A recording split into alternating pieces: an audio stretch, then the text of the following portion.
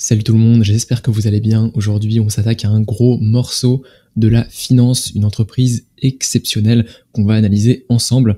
Alors, à mon avis, vous la connaissez, ça se trouve, vous la connaissez soit directement, soit indirectement de par les services et produits qu'ils proposent. Et on va s'attaquer à ça directement. Alors, pour faire un petit sommaire de ce qu'on va voir ensemble, on va voir donc le business, l'entreprise, qu'est-ce qu'elle fait, comment est-ce qu'elle gagne de l'argent, quel est son marché, et ensuite on fera un tour sur les résultats, les différents résultats qu'il y a eu, les derniers résultats qu'il y a eu. Donc on fera un point sur le résultat du Q2 2024 et aussi du conference call qu'il y a eu. On passera également sur une valorisation à la fin, on fera une petite valorisation d'ailleurs, petit spoiler, mais je suis dégoûté de ne pas avoir renforcé cette entreprise au moment, acheté cette entreprise au moment où elle avait chuté, c'était vers avril 2024. Et on fera un point aussi sur les risques, les différents risques qu'il y a. Donc je vais faire en sorte que cette vidéo dure moins de 50 minutes, voire moins d'une heure. Je promets rien, mais j'espère que ça va être le cas. Et donc on va directement passer à l'analyse. Juste avant de passer à l'analyse, je vais juste parler. Je vais pas parler de l'histoire de l'entreprise. C'est-à-dire que je vais directement vous dire, aujourd'hui on va s'attaquer à MSCI. Donc voilà, et je vais pas parler de l'histoire de l'entreprise, son historique, parce que MSCI c'est Morgan Stanley Capital International, et c'était une division de Morgan Stanley qui est la banque d'affaires en fait de JP Morgan. Et on va pas parler de l'histoire parce que moi ça m'intéresse pas. J'estime que en bourse il y a deux notions qui sont vraiment différentes, qui sont importantes à distinguer. D'un côté, les informations qui sont intéressantes, mais qui sont pas forcément utiles pour prendre une décision d'investissement. Mais d'un autre côté, il y a les informations qui sont utiles. Donc en fait, j'estime que l'histoire d'une entreprise, ce qui s'est passé au XXe siècle, etc., ça fait partie des informations qui sont intéressantes, mais pas qui sont utiles. Mais qui sont pas utiles, pardon. Et donc on va juste effectivement faire une rétrospection de ce que l'entreprise a fait ces 10 dernières années. Quand même, c'est important, son management, etc.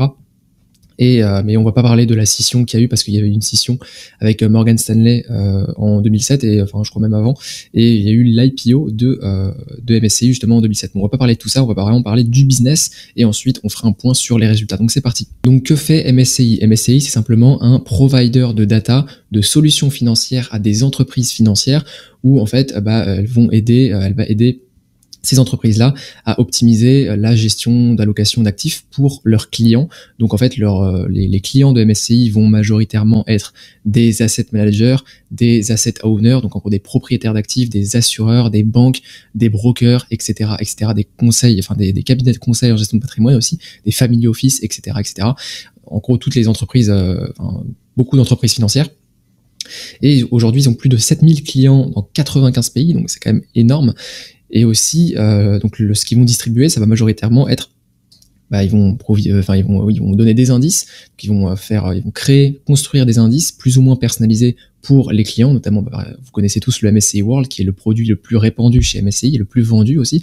Et le MSCI World, typiquement, si vous avez par exemple un ETF MSCI World chez, je sais pas, iShares, donc BlackRock, ça veut dire que BlackRock va payer MSCI pour lui fournir ces indices-là, en fait. Donc voilà, tout simplement. Et ensuite, on va voir donc tout ce qui est critères ESG aussi. Il va y avoir un segment ESG, il va y avoir un segment Analytics, où ils vont fournir des outils de gestion de risque, et également tout ce qui va être Private Assets. Donc ça va être plutôt des outils qui vont être et des data qui vont être fournis sur des entreprises qui sont privées, de l'immobilier privé aussi, de la Private Debt, donc tout ce qui va être Private Asset, en fait, Private Equity, Private Debt et aussi immobilier privé. Et donc voilà, donc l'avantage de MSCI, c'est que à la fois, moi j'aime beaucoup les business qui vendent, qui font du B2B en fait, qui vendent à d'autres business, qui sont aussi très scalables, et c'est le cas de MSCI, parce que globalement c'est des produits qui sont, qu'on peut vendre à plein de clients sans forcément avoir des coûts plus importants, donc ils profitent des économies d'échelle qui sont vraiment ultra intéressantes, donc c'est très scalable, et c'est du cloud aussi. Donc parce qu'ils sont hébergés sur, on va voir leur nouveau produit qui est MSCI One, qui sont hébergés sur le cloud, et globalement leurs coûts ils n'augmentent pas aussi vite que leurs revenus. Et aussi on va avoir un taux de rétention, des revenus récurrents, donc un taux de rétention, avec un taux de rétention qui est très élevé. Donc des revenus récurrents, ça veut dire revenus prévisibles, et nous on adore ça. Donc on va mettre en plein écran très rapidement. Là c'est en gros leurs différentes parties. Donc on va avoir une partie indice, une partie analytics, une partie ESG et climat, et tout ce qui va être private assets, et on va avoir des revenus récurrents puisqu'on a un taux de rétention qui est supérieur, qui est en moyenne aux alentours de 95%. On voit juste que là on est en dessous de 90 parce que globalement c'est private assets et c'est un segment qui est tout nouveau. C'est le segment le plus petit mais qui croît vraiment à une vitesse folle, donc c'est pour ça qu'on a des variations qui sont énormes. Donc voilà pour ça. On voit très rapidement qu'on est vraiment très diversifié au niveau des clients, même si on est majoritairement sur des asset managers. Dans tous les cas, ce sont plusieurs asset managers différents. On va voir qu'on a vraiment, on a juste BlackRock qui est le plus gros client. Je vous spoil pas, ça sera à la fin de la vidéo, mais globalement, on a un petit risque à ce niveau-là. On a aussi les segments qu'on a vus, donc ils sont très bien diversifiés, hein. Il y a vraiment pas de souci là-dessus. De toute façon, c'est une entreprise qui fait bien le boulot. Et on va voir aussi, ce qui est intéressant d'observer, c'est finalement d'où vient cette performance, d'où vient la performance de MSCI, parce qu'en fait, quand on regarde le graphique de MSCI, c'est vraiment monstrueux. Donc là, sur le graphe de MSCI, directement, on peut voir qu'on a fait plus 2000% en l'espace de à peu près 17 ans.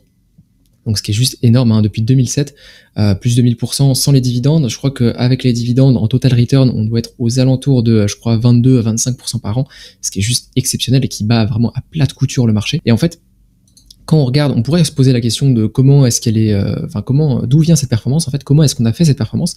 En fait, pour faire ça, pour comprendre, il faut comprendre le business model de MSCI, c'est-à-dire sur comment elle gagne de l'argent. Comment l'entreprise gagne de l'argent. En fait, MSCI va gagner de l'argent sur les souscriptions aux indices et aussi par abonnement. Donc les abonnements aux indices et aussi les abonnements aux indices, aux analyses, aux data financières qui vont transmettre, et aussi sur les pourcentages, ce qu'on appelle les ABF, les Asset Based Fees, donc le pourcentage de l'asset sous gestion des gestionnaires de fonds. Donc ça veut dire que par exemple, imaginons que vous ayez un MSCI World, par exemple si on prend le MSCI World de iShares, donc de BlackRock, qui a peut-être 100 milliards d'actifs sous gestion, et en fait MSCI va prendre un pourcentage de l'actif sous gestion de l'ETF sur lequel il est indexé, sur lequel BlackRock est indexé. Donc ça veut dire que si BlackRock est indexé sur plein d'ETF de MSCI, en fait MSCI va récupérer déjà les abonnements sur ces ETF-là, et en plus les ABF, donc les Asset Based Fees, donc un pourcentage sur l'Asset Under Management, donc l'AUM, ce qu'on appelle l'AUM en anglais, donc en gros les actifs sous gestion. Et en fait, donc c'est comme ça qu'on a, on a une corrélation entre MSCI et le marché, parce que globalement, MSCI, sa performance, ses revenus vont fluctuer en fonction du marché. Si le marché baisse, forcément le pourcentage de l'AUM va rester le même, mais l'AUM va baisser, donc le pourcentage qui va être reversé à MSCI va baisser. En fait, pour ça, il faut comprendre un peu le marché des fonds d'investissement, des fonds indiciels, etc. Là, je vous ai mis une étude. En gros, on est sur donc l'Europe, le Royaume-Uni et les États-Unis. Et on voit que donc là c'est l'augmentation de l'AUM, les actifs sous gestion des ETF. Et on voit que depuis 2010, on est passé de quelque chose comme 1000 milliards à plus de 6700 milliards. Et encore, ça compte pas les pays émergents. Et MSCI fournissent des indices sur les pays émergents. Et je crois qu'en plus, en 2023-2024, on est aux alentours des 10 000 milliards, même 12 000 milliards si on compte les pays émergents. Donc c'est vraiment énorme. Et en fait, quand on regarde ça, on se dit qu'il y a deux composantes. Il y a vraiment deux composantes à cette augmentation. Il y a en fait, la première composante à cette augmentation, ça va être la market appreciation, en gros l'augmentation du marché. Donc le fait que le marché, le S&P 500, étant donné que la bourse à long terme ça monte, forcément que l'AUM, l'actif sous gestion, va monter parce que les marchés montent en fait. Et d'un autre côté, on va avoir le net inflow, donc les entrées positives. Donc ça, c'est les nouvelles personnes qui arrivent sur le marché et qui veulent s'acheter des ETF. Et là, on va avoir aussi des augmentations. Et on voit en fait qu'entre l'AUM de 2017 et l'AUM de 2022, on est passé de 4 trillions, donc en gros 4 000 milliards, à 7 000 milliards. Et on voit que à peu près moins de 1 trillion est dû au fait que le marché s'est apprécié. Et ensuite, on a aussi le net inflow qui est arrivé. Donc ça, c'est à peu près 3 trillions. Donc on voit qu'il y a vraiment deux composantes. Il y a d'un côté la croissance qui est entre guillemets pure, donc la croissance qui est vraiment les personnes qui rentrent sur le marché, et d'un autre côté l'appréciation du marché. Donc ça veut dire qu'on a une corrélation en fait entre les revenus de MSCI, parce que MSCI va prendre un pourcentage sur cette AUM. Et donc on a une corrélation directe entre les revenus de MSCI et donc les performances de MSCI, sauf que MSCI, eux, peuvent avoir une performance entre guillemets supplémentaire du marché, que le marché, parce que on a les net inflows et le marché, le S&P 500 globalement, sa performance c'est juste le S&P 500, c'est les entreprises qui composent le S&P 500. Mais sauf que MSCI, eux, ils prennent d'un côté ce pourcentage sur la performance du marché en gros, sur l'AUM qui est fonction de la performance du marché, mais aussi le net inflow, donc en gros les entrées et sorties. Donc forcément, étant donné que sur le long terme, les ETF, c'est un marché qui explose en ce moment, et forcément que les revenus de MSCI vont croître plus vite que celui du marché. Et là, on a en fait une estimation de l'AUM de 2022 à 2027. Donc à savoir qu'en 2022, le marché a quand même beaucoup baissé, donc c'est pour ça. Je crois que si on fait si on prend de 2017 à 2021, je crois qu'on est même à 8 trillions, quelque chose comme ça. Mais étant donné que le marché a baissé en 2022, c'est pour ça qu'on est à moins que ça. Mais globalement, si on regarde donc 2022 à 2027, on pourrait croître de 13 à 18% par an le marché, donc l'AUM total des asset managers.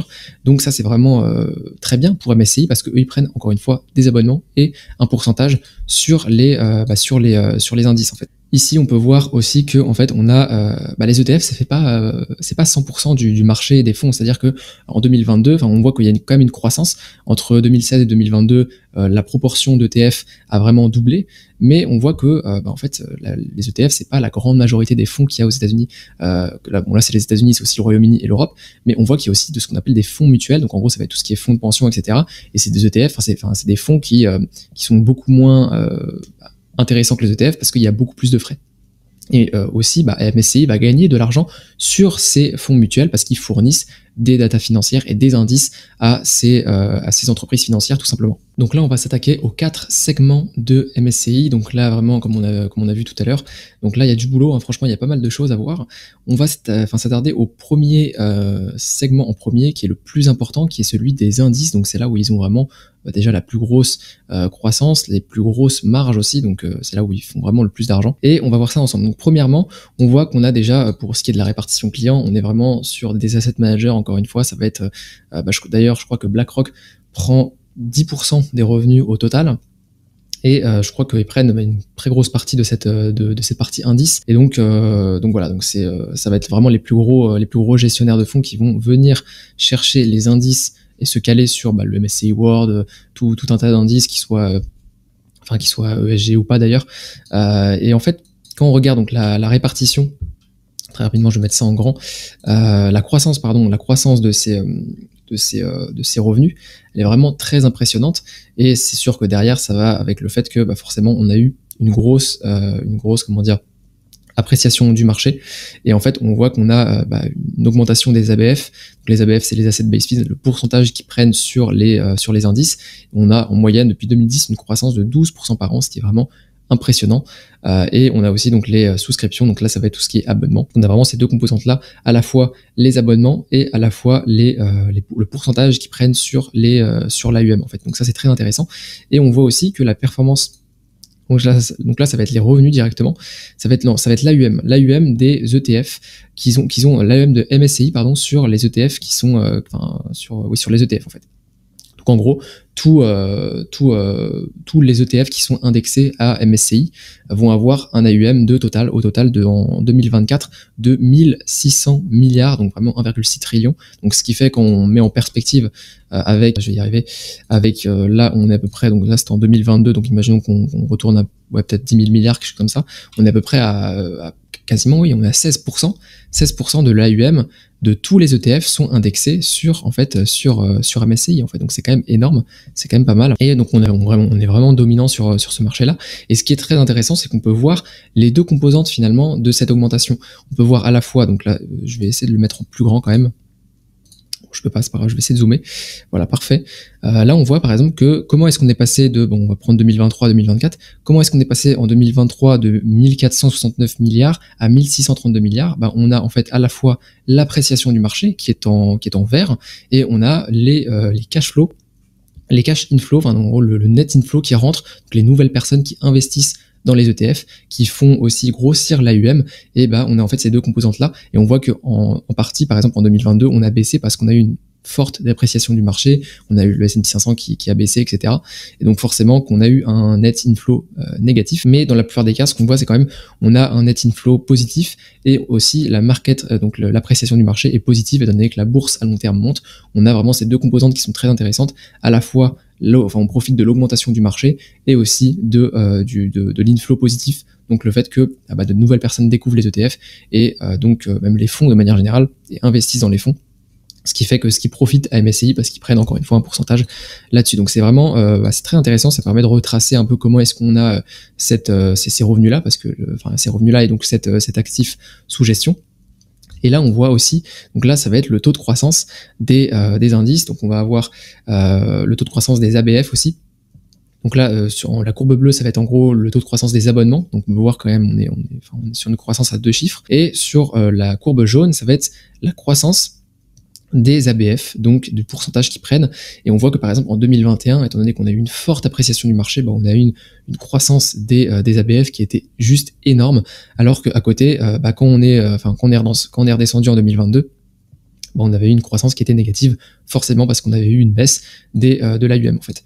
Donc voilà. Donc aujourd'hui, il faut savoir que MSCI produisent plus de 290 000 indices, donc qui sont actifs actuellement et qui sont mis à jour quotidiennement. Et on a aussi, je crois, plus de 15 000 indices qui sont mis à jour en temps réel en fait. Donc voilà, donc c'est quand même énorme, il y a une énorme base de données, même si, comme partout, il y a une loi de Pareto, forcément, il va y avoir 20% des indices qui vont rapporter 80% des revenus. On le voit par exemple avec le MSCI World, c'est là où il y a le plus d'actifs sous gestion, donc forcément que cet indice-là va rapporter une grosse partie des revenus. Mais en tout cas, dans ces 290 000 indices, on peut retrouver donc des indices d'actions mondiaux par pays. Donc il va y avoir tous les pays, que ce soit la France, que ce soit les États-Unis, etc. Donc le MSCI World par exemple, ça en fait partie. Il va y avoir aussi des indices facteurs, donc value, ce qu'on appelle les ETF Smart Beta par exemple, donc value, quality, momentum, etc., etc. Les ETF indices ESG et climat qui ont aussi une grosse importance parce qu'il y a une grosse croissance et ça fait d'ailleurs ça participe à une grande partie de la croissance de MSCI est due à ces nouveaux indices ESG et climat qui sont beaucoup convoités par les gestionnaires de fonds. On va aussi avoir les indices thématiques, et d'ailleurs les indices ESG et climat, on va voir que c'est très intéressant parce qu'en fait ils ont sorti une partie ESG et climat, donc il y a un segment de leur activité qui est justement sur la fourniture de data sur la partie ESG et justement climat. Donc ils ont fait des acquisitions, notamment très récemment ils ont fait l'acquisition de Trove Research qui est qui fournissent des datas sur le marché du carbone. Et on va voir qu'en fait, ils vont intégrer toutes ces recherches-là, ils vont les intégrer dans leurs indices, qui permet à la fois ils ont sorti de nouveaux produits, donc qui sont sur l'ESG, donc le segment de l'ESG et du climat. Et ces nouveaux produits-là vont servir à leurs anciens segments, donc le segment index, donc indice, et le segment analytics, parce qu'ils vont pouvoir créer de nouveaux ETF et créer de nouveaux outils qui sont spécialisés dans les critères ESG et dans les critères climatiques. Donc ça, c'est très intéressant. On va voir ça juste après.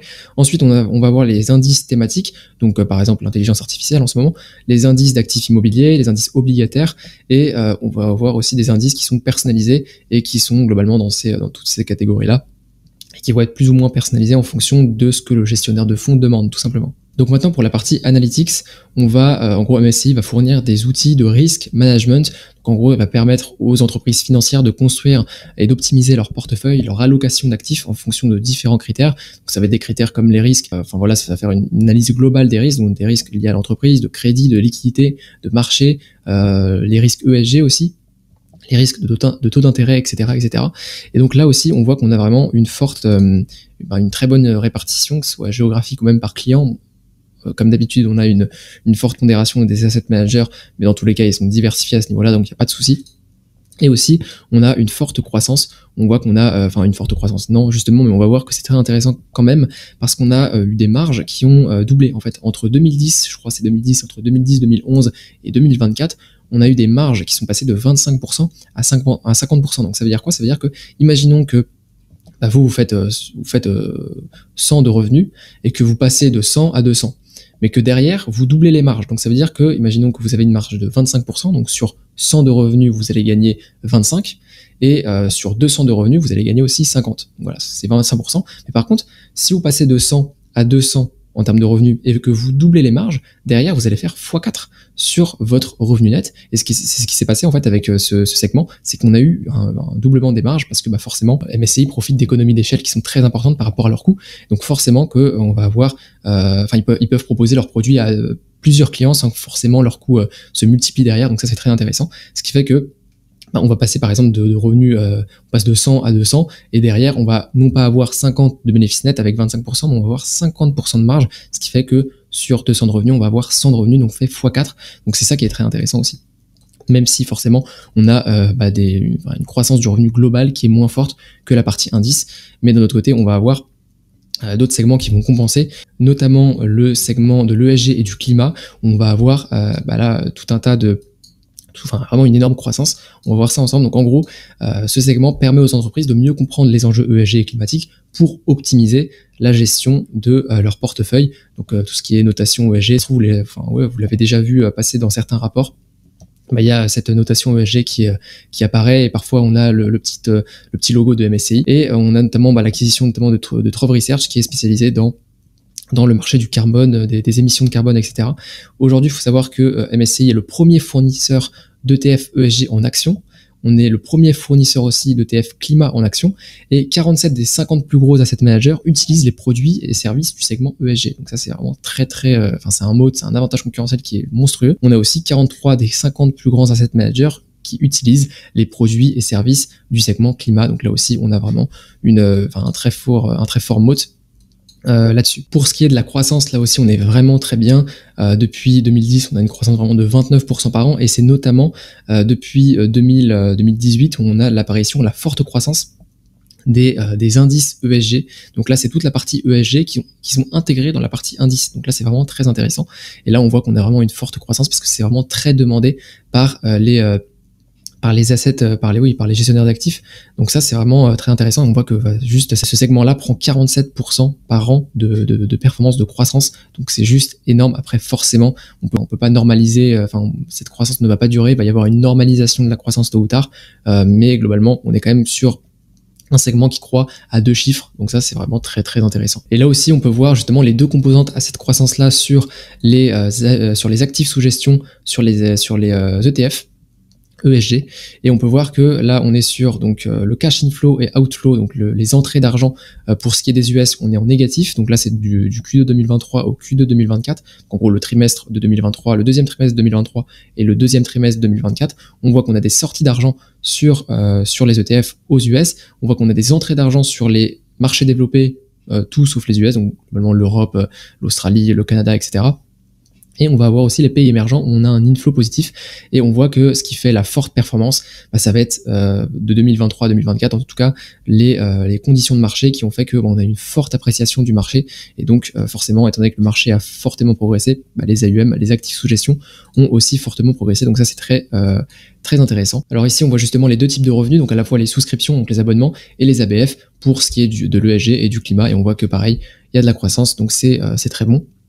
Et là, on a la progression de la croissance. Donc, on voit que en 2021, il y a eu vraiment une énorme croissance parce que forcément, on a eu les conditions de marché qui ont fait que le marché a explosé. Et donc, forcément, il y a une croissance de fou. Et à côté, là, on normalise la croissance. On revient à une croissance qui est plutôt normale, qui reste quand même assez élevée, de l'ordre de 13 à 14% par an, ce qui est quand même très intéressant. Et ensuite, on a le dernier segment qui est le private assets, donc en gros les actifs privés, donc ça va être le real estate, donc l'immobilier privé, ça va être aussi le private equity, donc les actifs qui sont pas cotés en bourse, les actions qui sont pas cotées en bourse, et la private debt. Et là, on va avoir, pareil, une très bonne diversification en termes de clients et aussi sur la géographie, les localisations géographiques. Et on a une croissance qui est assez forte, mais là, c'est de la croissance en fait qui est externe, c'est-à-dire qu'on a fait l'acquisition notamment de Burgiss, qui est une société qui va fournir les performances, les datas sur des entreprises, des différentes datas sur les entreprises qui sont non cotées. Et donc là, pareil, on va avoir une croissance qui va être en organique plus 3%. Et quand on fait la croissance totale, on est à plus 73% de performance parce qu'on a eu la consolidation des résultats qui proviennent de l'intégration de Burgiss à MSCI, en fait, tout simplement. Et là, quand on regarde la croissance, bah pareil, là en fait, on voit la croissance qui est organique. Donc on est aux alentours, donc là ça baisse, hein, on est aux alentours de 3%, et on est en moyenne aux alentours de 9-10%. Et on voit qu'en fait, quand on prend la croissance globale, donc avec les intégrations, parce que forcément, quand on fait une acquisition, quand l'entreprise fait l'acquisition d'une autre entreprise, bah, elle doit consolider ses résultats. Donc si par exemple l'entreprise elle fait MSCI, imaginons qu'elle fasse 1000 de chiffre d'affaires et qu'elle acquiert une entreprise qui fait 100 de chiffre d'affaires, bah, elle va devoir intégrer les résultats, donc le 100 de chiffre d'affaires au 1000, donc ça va faire 1100 de chiffre d'affaires au total. Donc c'est ça, c'est la consolidation en gros des résultats. Et donc là c'est ce qui se passe, c'est qu'ils ont fait l'acquisition de 66% des 66% restants de Burgiss, et ben on va intégrer tout simplement les résultats de Burgiss à MSCI, et ça c'est ce qu'on appelle de la croissance synergique, de la croissance externe, en gros de la croissance qui est faite par acquisition.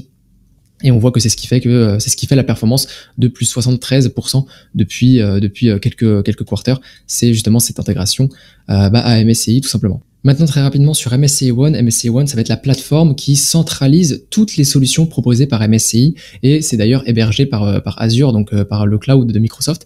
Et d'ailleurs, MSCI est aussi c'est un client de chez Salesforce, donc Salesforce que j'ai fait une analyse sur ma chaîne, vous pouvez la retrouver, et donc on voit que de toute façon les entreprises exceptionnelles, elles sont soit fournisseurs, soit clientes d'autres entreprises exceptionnelles, donc elles sont vraiment clientes et fournisseurs entre elles. Et ça c'est très intéressant de voir que à la fois on a MSCI qui est cliente de chez Salesforce, et on a aussi MSCI qui est client de chez Microsoft sur le cloud. Et en fait tout est centralisé, ce qui fait que finalement ils vont payer Microsoft pour ça.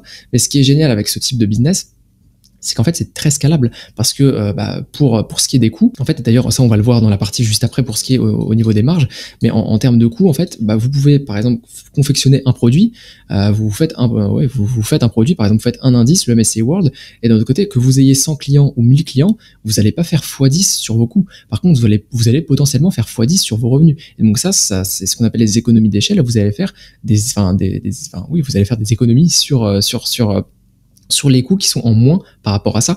Donc ça c'est très très intéressant, c'est pour ça que c'est un business qui est extrêmement scalable. Et donc voilà, d'ailleurs c'est la même chose pour Salesforce, hein. On retrouve finalement ce truc avec le cloud, où on va pouvoir proposer un modèle, un produit, un service à plusieurs entreprises différentes, et qu'on ait une ou deux, trois, quatre entreprises qui acceptent notre service. Derrière, on n'a pas des coûts qui font x2, x3, x4, alors que pourtant on peut faire x2, x3, x4 sur nos revenus. Donc ça c'est vraiment ultra intéressant, et c'est ce qui fait que MSCI est un business qui est vraiment très scalable et très intéressant de manière générale. Donc voilà pour ce qui est du business. Maintenant on va s'attaquer aux chiffres concrètement. Qu'est-ce que vaut l'entreprise? Quels sont ces chiffres? Et spoiler, c'est vraiment incroyable, encore une fois, c'est très très fort. Donc là j'ai séparé vraiment en 5 catégories, en quelques chiffres, et ensuite on verra les différents les résultats des derniers trimestres pour voir s'ils sont bons et quelles sont les perspectives futures de la boîte. Et globalement, j'ai séparé en 5 catégories. Donc la première catégorie, ça va être la croissance. Ensuite, on va voir la profitabilité, la rentabilité, ensuite l'endettement et la liquidité. Donc voilà, très rapidement, on va voir ça. Et d'ailleurs, si vous voulez utiliser le logiciel l'outil que j'utilise pour faire tout ça, c'est FinChat. Donc vous avez un lien en description, vous avez moins 15% de réduction normalement, et vous pouvez tester l'outil pendant quelques jours, voire quelques semaines. Je sais plus exactement de combien de semaines on peut l'utiliser, mais je crois que c'est plusieurs mois même, hein. Je crois que c'est très intéressant. Donc allez checker ça, et donc c'est parti. Alors on a MSCI, donc je vais mettre en grand la croissance depuis 2011, on est sur une croissance du chiffre d'affaires de 9% par an, ce qui est très bien, et la croissance du free cash flow de quasiment 15% par an. Donc on voit que la croissance du free cash flow est supérieure à la croissance des revenus, ça veut dire que les marges du free cash flow augmentent, et ça c'est notamment dû à toutes les économies d'échelle sur lesquelles MSCI peut s'appuyer, et notamment le segment Analytics où on a doublé les marges, et ça c'est encore une fois très très intéressant. Là, juste, j'ai mis à côté donc le free cash flow à côté des stock-based compensation. Et les stock-based compensation, qu'est-ce que c'est? Ce sont des rémunérations en actions, tout simplement. Et ça, je vous dis vraiment, faites très attention, parce que dans les entreprises tech, c'est souvent le cas. On voit des stock-based compensation qui sont croissantes, et qui sont aussi qui prennent une grosse proportion des revenus. Là, en l'occurrence, ça va. On est à un peu moins de 10% du free cash flow qui est mis en stock-based compensation. Il faut savoir que c'est pas directement retiré dans le cash flow. Donc ça veut dire, étant donné que c'est pas une sortie de trésorerie et que c'est une dilution d'action en fait, vous avez pas ce moins en fait sur le tableau des flux de trésorerie. Donc c'est à vous de l'enlever vous-même. Et en fait quand on l'enlève nous-mêmes, bah là globalement on fait 1309 donc 1,3 milliard moins 88 millions et on tombe à peu près sur le free cash flow de 2023 et vous allez voir que de toute façon la valorisation, l'estimation de la valorisation que j'ai faite sur MSCI part des chiffres de 2023 et pas des chiffres de 2024 parce que justement on enlève la rémunération en action et donc voilà, on fait la valorisation à partir de ça, on verra ça tout à l'heure. Pour ce qui est des marges, on est sur des marges qui sont incroyablement élevées et on est aussi en croissance, donc ça c'est vraiment très bien et notamment encore une fois là on voit la marge du free cash flow qui est la plus importante, on passe de 25% à 48%, et ça notamment à la partie, dû à la partie analytics où on a doublé les marges et aussi à la partie index, même si à la partie index on a un peu moins progressé, je crois, enfin même beaucoup moins, je crois qu'on est passé de 65% à 76%, donc c'est quand même voilà, de toute façon c'est le segment là où ils font le plus de marge, et donc c'est ce qui contribue au fait que on a des marges globales qui augmentent, et ça c'est très bien, et logiquement qui dit marge qui augmente, revenu qui augmente, forcément la rentabilité du capital de l'entreprise, donc la rentabilité, le ROIC, donc là en bleu c'est le ROIC, donc le Return on Invested Capital et le Return on Capital Employed, donc le ROCE, ils sont très bons et ils sont en augmentation. Pour vous dire, un très bon ROCE et un très bon ROIC, on est au-dessus de 15%. Donc là, on est largement au-dessus. Je ferai, je pense, une vidéo pour détailler tout qu'est-ce que c'est que le ROIC, qu'est-ce que c'est que le ROCE, etc. Mais pour l'instant, on est sur des très bons chiffres, en tout cas. Pour ce qui est de l'endettement, pareil, là, on est sur, alors j'ai pris sur l'EBITDA, donc le net debt sur l'EBITDA, ce qui représente à peu près la même chose si vous prenez le free cash flow. Je crois que pour le free cash flow, on est à peu près à 3,5, 4. Donc c'est très bon, hein, en tous les cas. J'ai envie de dire que l'entreprise, elle peut quelque part se permettre d'être endettée parce que déjà, elle fonctionne par acquisition et c'est très bien. C'est ce qui leur permet d'avoir de la croissance. Et d'un autre côté, en fait, ils ont tellement des revenus prévisibles, en fait, que derrière, ils peuvent se permettre d'avoir de la dette, en fait. Peuvent se permettre d'avoir de la dette. Et d'ailleurs, pareil pour la liquidité, on est sur des ratios de liquidité qui sont très bons, mais d'un autre côté, on pourrait se dire, bon, il pourrait avoir un ratio de liquidité de 2, de 3, par exemple, le current ratio, qu'est-ce que c'est? Le current ratio, ça va être les actifs courants dans votre bilan, donc les actifs court terme, les actifs de moins d'1 an, divisé par les passifs de moins d'1 an. Donc en gros, vous faites actif sur passif, actif court terme sur passif court terme, et vous allez obtenir le current ratio qui est là. Et là, on voit l'évolution dans le temps, en fait, et on voit qu'il est de 0,96. Donc là, on pourrait dire qu'en gros, étant donné que c'est inférieur à 1, il y a plus de passifs que d'actifs. Mais en fait, ils ont tellement de revenus récurrents que derrière, ils savent en fait faire une prévision des revenus qu'ils vont avoir ces 2, 3, 4 prochains, voire même la prochaine année, 12 prochains mois. Et donc, ce qui fait que ils peuvent se permettre d'avoir des ratios de liquidité qui sont, entre guillemets, pas exceptionnels, même si là, ils sont très bien. En l'occurrence, tant que c'est supérieur à 1, c'est très bien. Là, on est légèrement en dessous de 1, mais globalement, c'est très bien. Et justement, ils peuvent profiter de ça parce que ils savent que leurs revenus, ils sont prévisibles, et donc ils peuvent profiter de cet avantage-là. Et ça, c'est très intéressant. Contrairement à d'autres entreprises qui ont des stocks, etc., où il peut y avoir des problèmes de BFR. Et ça, c'est justement dû au fait que c'est pas le même business model, en fait. Et le business model de MSCI est très avantageux par rapport à d'autres types de business. Après, ça va être d'autres secteurs et tout. Donc c'est sûr que c'est pas la même chose, mais donc voilà. On peut voir aussi, alors ça je l'ai pas mis, que on rachète vraiment beaucoup d'actions, notamment depuis 2013-2014, où le PDG insiste vraiment sur l'allocation de capital de toute façon. Et d'ailleurs le PDG, le CEO, c'est aussi le cofondateur. Il est là depuis plus de 26 ans, donc vraiment voilà. Donc c'est grâce à lui que la performance elle est là. Et il était même là en fait avant la scission de MSCI de Morgan Stanley, et ce qui fait qu'en fait il était là avant l'IPO de MSCI en fait, et il est resté, donc ça fait plus de 26 ans qu'il est là. Je crois qu'il est arrivé en 97, 98, quelque chose comme ça. Et là, on voit que on a donc le nombre d'actions en circulation dilué qui baisse, et on voit qu'on est vraiment, je crois qu'ils ont racheté plus de 40%. Là, ils le disent. Je sais pas où est-ce qu'ils le disent, non, mais quand on fait le calcul, de toute façon, on est à peu près depuis 10-15 ans, on a racheté 40% des actions en circulation. Donc là, c'est vraiment impressionnant à quel point en fait on voit qu'ils font du cash. En fait, ils font vraiment beaucoup de cash. Et donc voilà. Donc pour ce qui est de la partie chiffres, c'est clairement validé. On est vraiment sur des chiffres qui sont exceptionnels, que ce soit la croissance, la profitabilité, la rentabilité, l'endettement, la liquidité, etc. On est vraiment sur des très beaux chiffres. Maintenant, on va passer à la suite. Pour ce qui est des résultats, on est vraiment aussi là sur quelque chose de très bien. Il y a de la croissance, il y a tout ce qu'il faut. Et on va voir ça en détail. Alors globalement, si on met ça en grand, on a eu une croissance des revenus sur le dernier trimestre de plus de 14%, avec une croissance organique de 10%. Donc ce qui différencie la croissance des revenus globale et la croissance des revenus organiques, c'est que l'organique, ça prend pas en compte les acquisitions en fait, parce que la croissance organique, la croissance globale, ça peut prendre à la fois les acquisitions et les consolidations qu'on a fait, donc l'intégration de nouvelles entreprises, donc auxquelles on intègre les nouveaux revenus. Donc typiquement, ce qu'on a eu avec Burgiss.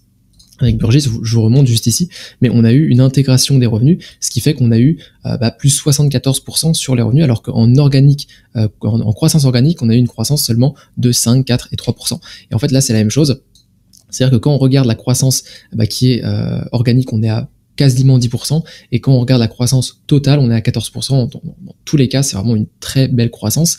Et ensuite, on a donc des souscriptions aux indices qui ont augmenté de 14%, les asset-based fees, donc les ABF qui ont augmenté de 18%. Donc les ABF, forcément, faut pas trop regarder dans le sens où, c'est bien de regarder, mais si on est, c'est très variable parce que forcément c'est en fonction de l'appréciation du marché. Donc là, en l'occurrence, c'est très bien, mais c'est pas quelque chose qu'on peut contrôler, que l'entreprise peut contrôler quelque part. Ensuite, on a des marges opérationnelles de 50%, c'est juste énorme. Encore une fois, de toute façon, on a vu les marges tout à l'heure, et on a un taux de rétention de 95, proche de 95%, ce qui est très bien et ce qui est en fait proche de la moyenne. Donc finalement, sur les taux de rétention, de toute façon on l'a vu au début, si je remonte le tableau très rapidement qu'on a vu tout à l'heure, en fait on est quasiment sur un taux de croissance qui bouge pas en fait. On n'est pas sur des taux de croissance qui passent de 90% à 60, puis 90, 95, etc. On est aux alentours de 95%. Alors oui, il va y avoir des petites variations, mais en fonction, ça varie pas énormément en fonction des années. Donc ça, c'est quelque chose à noter. Il y a une certaine stabilité quand même au niveau des revenus et donc au niveau des clients aussi. Pour ce qui est du segment indice, pareil, là on est sur une croissance proche de 10%. Donc là c'est génial. Encore une fois, si on regarde la croissance du segment Analytics, on est à 10% aussi, ce qui est très bien. Et donc là c'est pour le semestre, c'est pour le semestre de 2023. De début 2024 à juin 2024. Et par rapport justement à début 2023 jusqu'à juin 2023. Et là, on voit qu'on a une croissance de 11% pour le semestre et de quasiment 11% aussi pour le trimestre. Donc c'est très bon. On a aussi la croissance. Donc là, ça va être pour ce qui est ESG et climat. Donc forcément, là, on va avoir une grosse croissance. On est à 12 et 14% pour le semestre, qui est très bien. Et on va avoir la croissance pour ce qui est private assets, où on va avoir une croissance de plus 70%. Et là, c'est dû justement à l'intégration des résultats qu'on a eu de Burgiss. Ce qui est intéressant à noter par rapport au conf call que j'ai pu écouter, c'est que on a un partenariat qui va y avoir avec Moody's. Et donc Moody's, l'entreprise de l'agence de notation en fait, qui a une base de données énorme sur plus de 500 millions d'entreprises non cotées. Et en fait, MSCI va pouvoir utiliser ces datas de Moody's, donc plus de 500 millions, c'est juste énorme, et confectionner des produits et des services avec ces datas-là. Et en échange, Moody's va avoir accès à la base de données et de recherche extra-financière de MSCI, donc en gros tout ce qui est critères ESG, donc d'environnement social et de gouvernance. Et donc ce partenariat est vraiment très bien pour le segment private assets, qui est d'ailleurs en pleine croissance, et ça va permettre vraiment de construire des produits par rapport à ça. Et aussi, il faut savoir que ce marché-là du private asset, c'est un marché qui est énorme. C'est pas parce que en fait les entreprises sont pas cotées que elles sont pas grosses. D'un autre côté, il y a énormément. D'ailleurs, la plupart des entreprises ne sont pas cotées. Donc il y a vraiment un gros business là-dedans. Et je pense que ça peut vraiment devenir une grosse. Peut y avoir une croissance assez folle ces prochaines années sur ce segment-là. Ensuite. Pour ce qui est du deuxième trimestre, j'ai pas noté quelque chose, d'autres points très importants sur le conference call. Donc je vais reprendre quelque chose du premier trimestre. En gros, on a eu l'annulation exceptionnelle d'abonnements pour environ 7 millions de dollars suite à une fusion historique de deux banques, ce qui fait que forcément ça a impacté donc leur chiffre d'affaires, et donc il y a eu une annulation en fait des deux banques, parce que en fait elle est devenue qu'une seule banque, donc forcément qu'il y a eu un des deux côtés qui a annulé leur abonnement. Et en fait, cette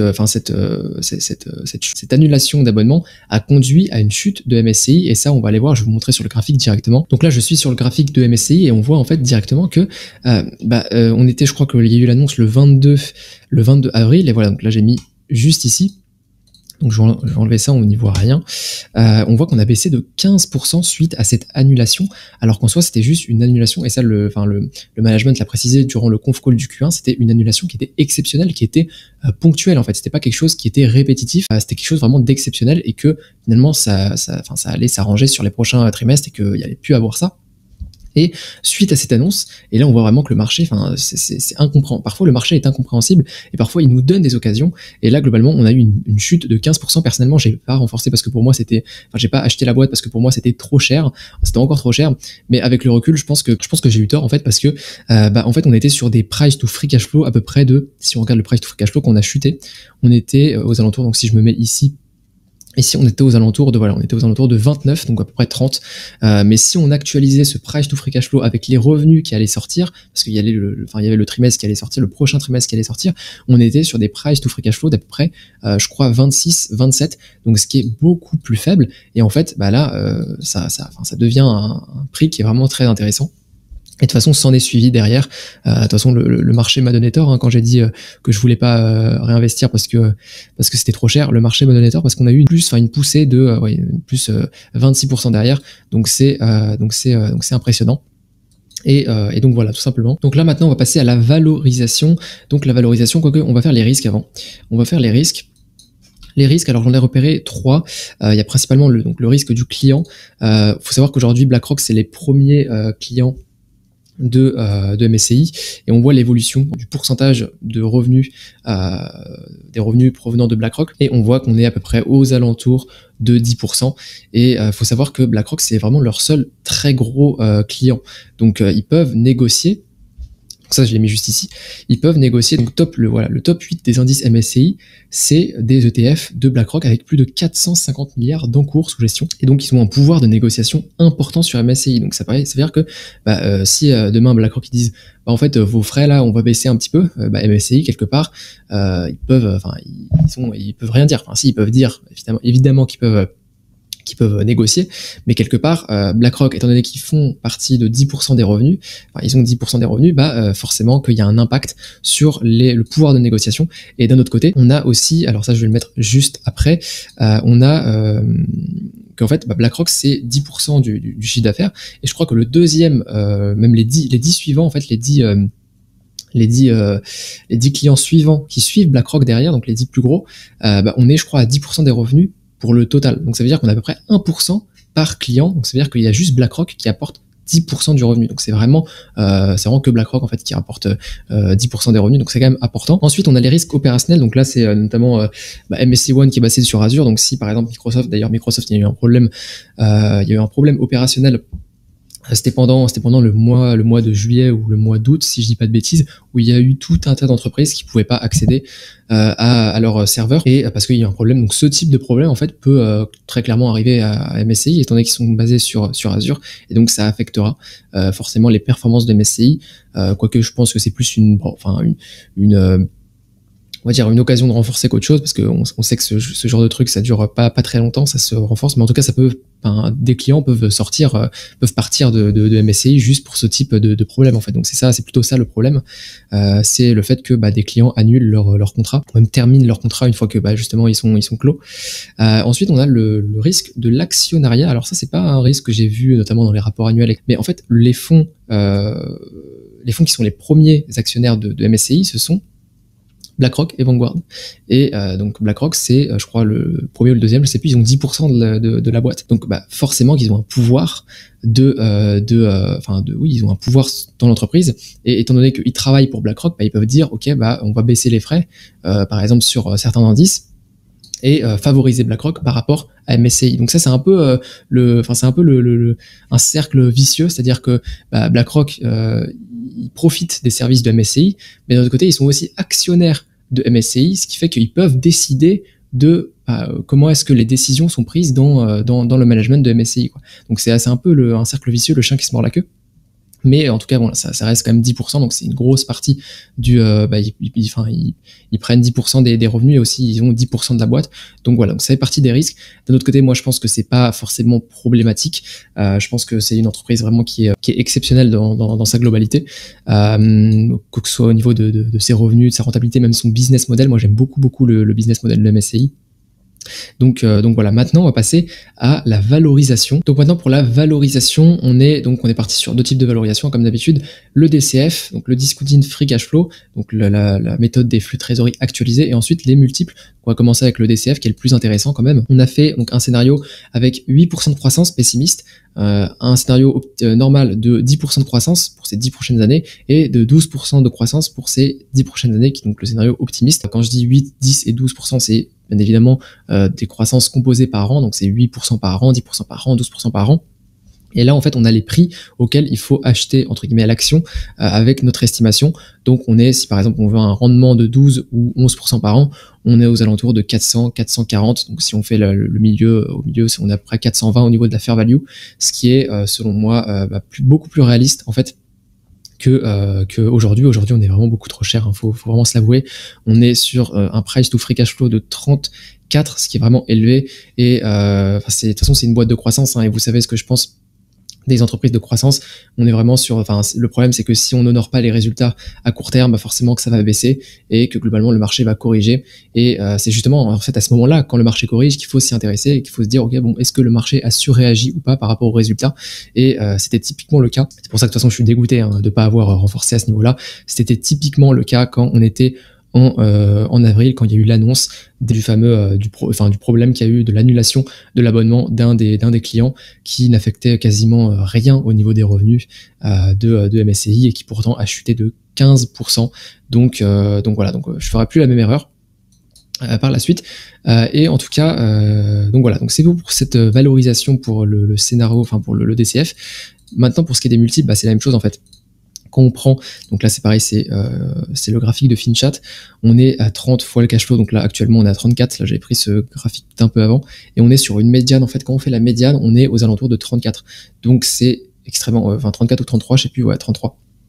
Donc pareil, c'est très élevé quoi.